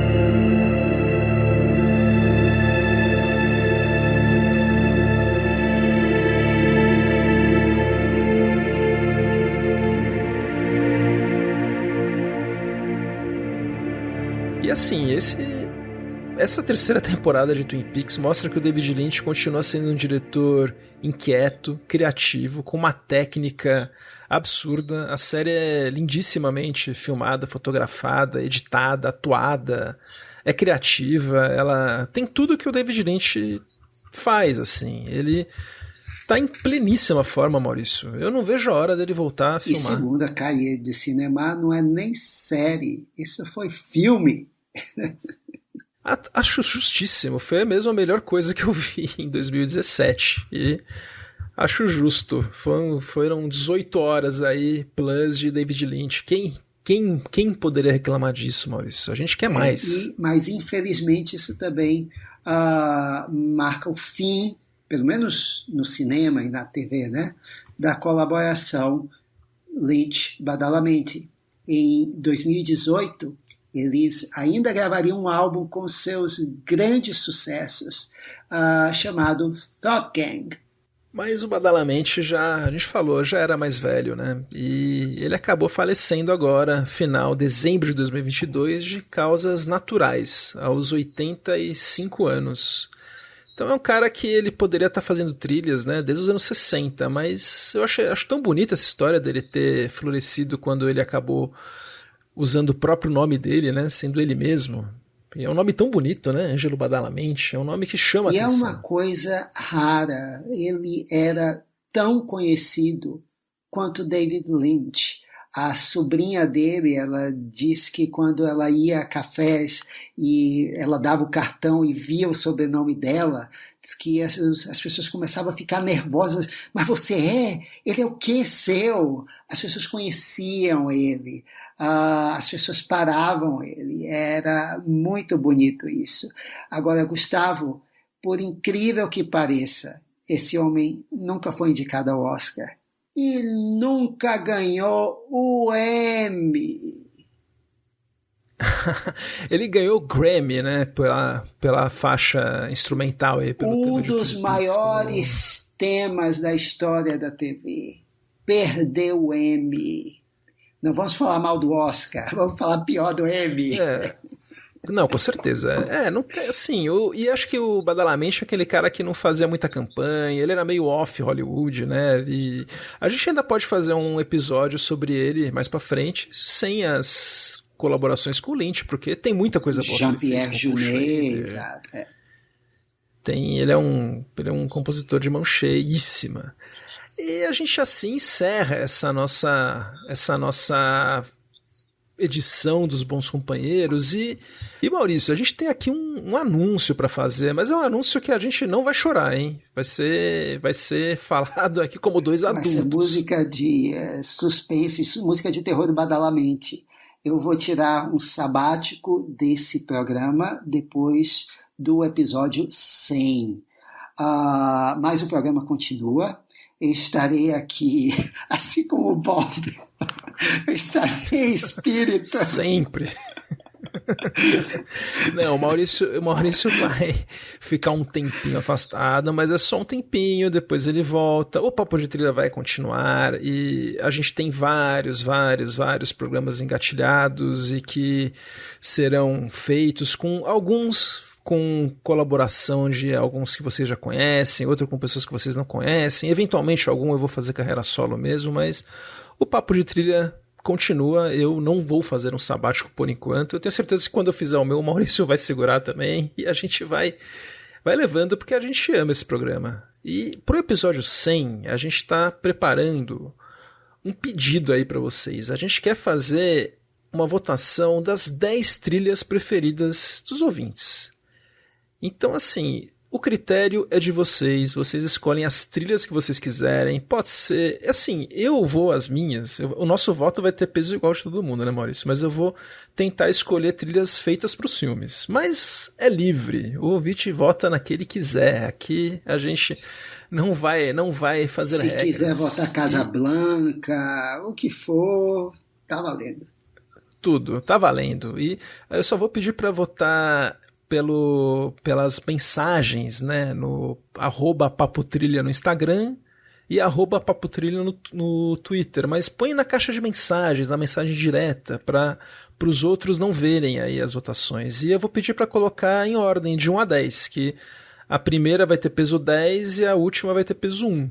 Nossa, vai ser tipo o algoritmo do Oscar, né? Que perigo, né? Isso, não sei se vai dar certo, mas acho que é o jeito. Podia ser o chat GPT ou o outro lá, inteligência artificial do Bing. Não, mas vai dar tudo certo, Vai, e a gente no programa vai comentar essas 10 trilhas em ordem de popularidade. Isso, eu tô muito curioso para saber o que vai aparecer. AFI melhores trilhas, só que aqui é do cinema mundial, gente. Então, não só americano, qualquer filme tá valendo. Então, escreva pra gente aí, a gente vai fazer no programa 100 contagem regressiva. E a gente está gravando esse programa hoje, no dia do aniversário do Kyle MacLachlan. Então, nada mais lynchiano que isso. Então, happy birthday, Mr. MacLachlan. Espero que esteja nos ouvindo. Então, Daiane, vamos encerrando aqui. A gente fica por aqui, então. Eu sou Gustavo Camargo. Tchau. Eu sou Maurício Selman. Até o próximo episódio.